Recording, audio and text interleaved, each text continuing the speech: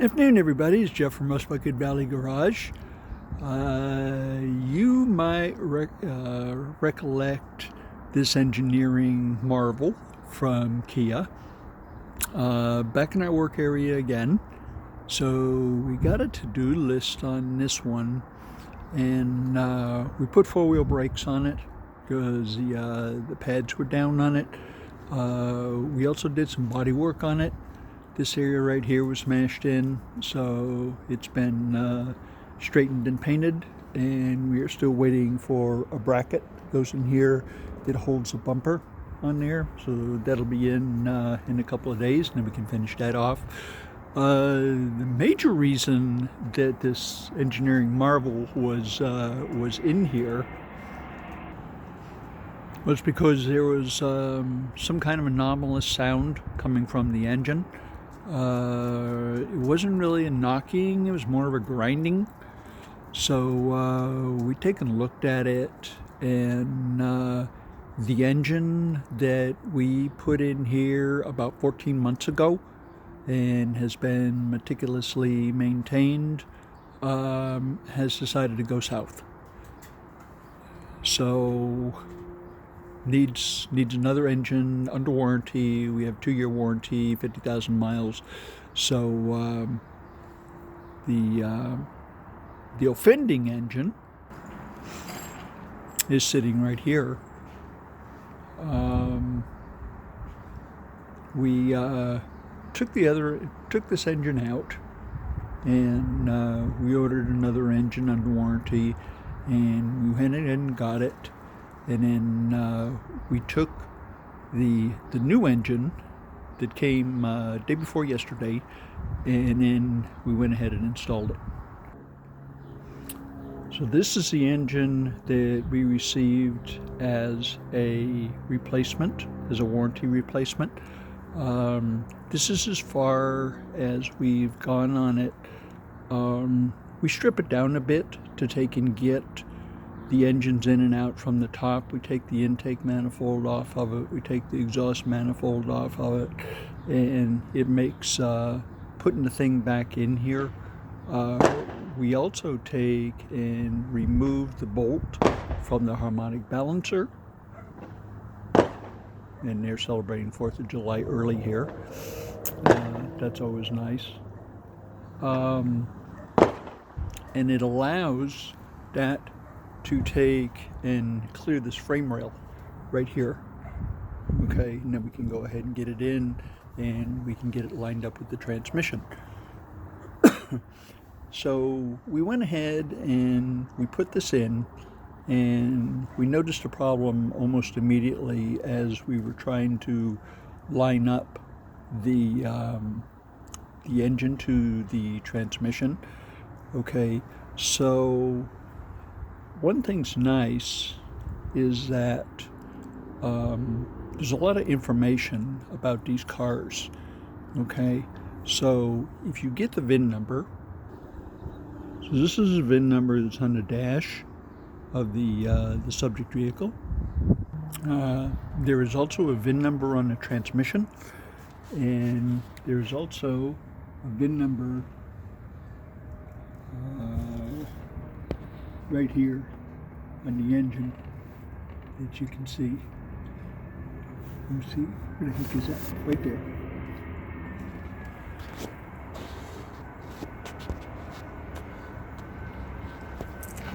Little problem there. So there's a number for the engine. So we had a little bit of research to do since we were having fit-up problems with this engine into a car that should take this engine. This engine is identical to the one that we pulled out. They're both 2.4 liter. So we started looking into the VIN history. The vehicle identification number on the vehicle said this is a 2013 Kia Optima, and that's fine. That's what we expected. However, we went and we looked at the VIN number, which is right here, and it turns out this engine came out of a 2012 Hyundai Sonata. Okay, so you might say, well, Kia and Hyundai are both the same family of vehicles. Okay, they're different manufacturers. Kia had some financial problems and was bought by Hyundai, and they are still run like a family business, like by two brothers. And but they are two completely different manufacturing facilities. Okay, what we found out is if let me show you the back of the engine that we pulled out. It'll be clearer there. Okay, if you look at the back of the engine here, this is set up for an automatic transmission. The reason you can tell it's made for an automatic transmission is this part here is called the flex plate. Okay, this is the crankshaft right here. This is where the pilot goes, which would be the torque converter. Torque converter has a pilot on it. These four places, there are reinforced studs that are on the torque converter, which for the transmission is like a big turbine, produces a lot of the hydraulic pressure needed to take and run the transmission. It's directly connected to the engine. If this were set up for a standard transmission, there would be a very heavy steel plate with a gear around it, and that's called the flywheel. Okay, so this right here, since this was made in one factory and the Hyundai engine was made in another factory, we ran into a little bit of a problem. So as you can see, we're under the car, and you'll also see that there is a gap, and we haven't got the bolts all the way tight. Okay, and you can see all the way up. This right here is the main problem right here. That this right here is a flex plate, and this little threaded area here, that is the torque converter. The pilot for the torque converter will not go into the back of the crankshaft. Okay. The reason it won't go in is because it's the engine has a little bit smaller area for the pilot on the engine than the previous engine did. Okay, so being that the torque converter stays the same, if you change the engine, you have to take and make sure that the pilot that you're trying to stick into the back of the crankshaft is the same diameter. Okay, now being a mechanic for quite a few years, there's a lot of different disciplines that are involved. So the different disciplines that are involved are your mechanical abilities, of course, to be able to diagnose problems,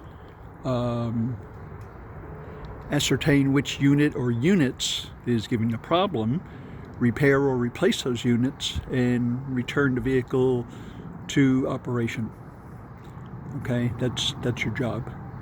Well, we do body work also, which means that we have to know about adhesives, because some of the quarter panels we put on, they're adhesive and foam that is associated with installing that.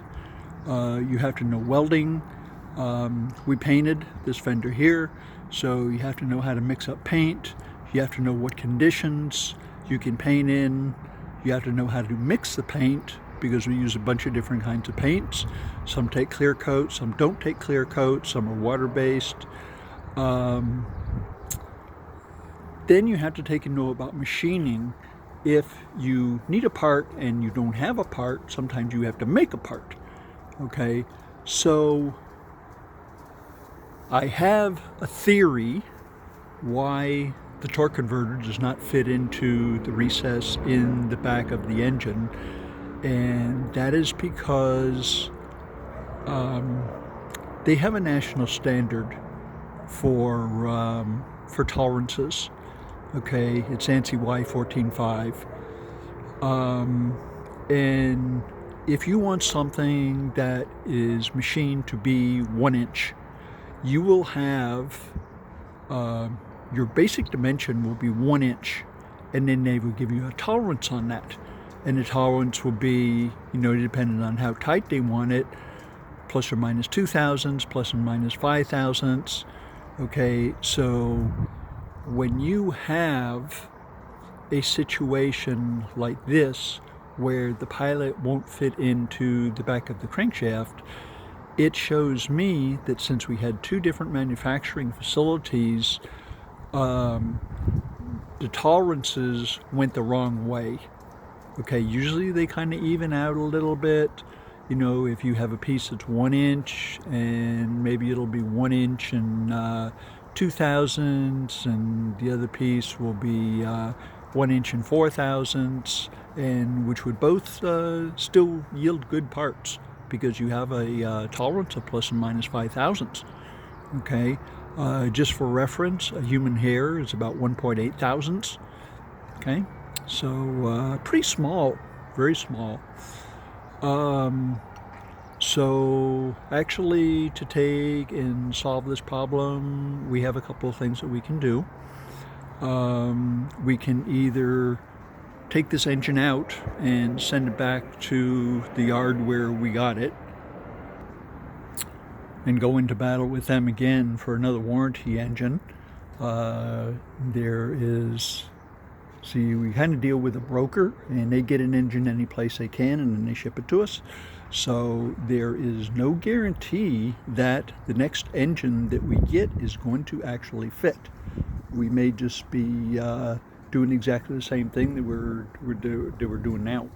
So what we've decided to do is we're going to take and pull this engine out again, and we are going to either machine the inside of the crankshaft where the pilot goes, or we're going to be machining the front of the torque converter to make it fit.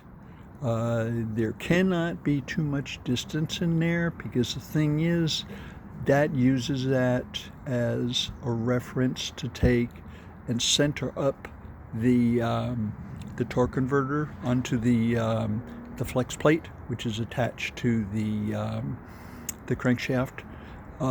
If you happen to get them off, you will have a bad vibration in your engine and transmission that you won't be able to take and figure out, which will lead to premature wear on the shaft that is on the other side of the torque converter that goes into the front pump, and it can tear that seal up, it can tear that bushing up, or on the engine side, that last bearing that is by number 4 cylinder, you can start hammering that out. So once I can get it right, you just want to go just enough. But this is some of the kind of stuff that we deal in so many cars that we have to take and deal with. Sometimes the problems are esoteric. They don't happen every day. This is the first time I've seen something like this. There was one time with the standard transmission where we had the pilot bearing that goes into the end of the crankshaft was not the correct size, so we machined it to the correct size and put it in, and everything went together perfectly. Okay, but you need a lot of different trades just to take and work on cars. Okay, so I hope I've given you a little bit of good information, and think about the job when you take it on. What trades are you going to have to employ to take and get the job done? If it's a tune-up, okay, it could be just a mechanic, or you could be an electrician also. So if you happen to have some kind of problem, or if your thing's throwing a code, you could be a computer operator. So yeah, give it some thought, see what you can come up with. I totally encourage you to take and try things and see what works for you, what doesn't work for you. Get that experience, and I wish you very, very good luck. So we'll go ahead and deal with this problem. We'll probably have this engine out this afternoon, and then we'll take the torque converter out of the transmission, which it just slides out, and then we'll try it in there before we take and put the engine back in, and everything should go together correctly. Okay, until next time, I hope you have a wonderful day, and we'll talk to you soon.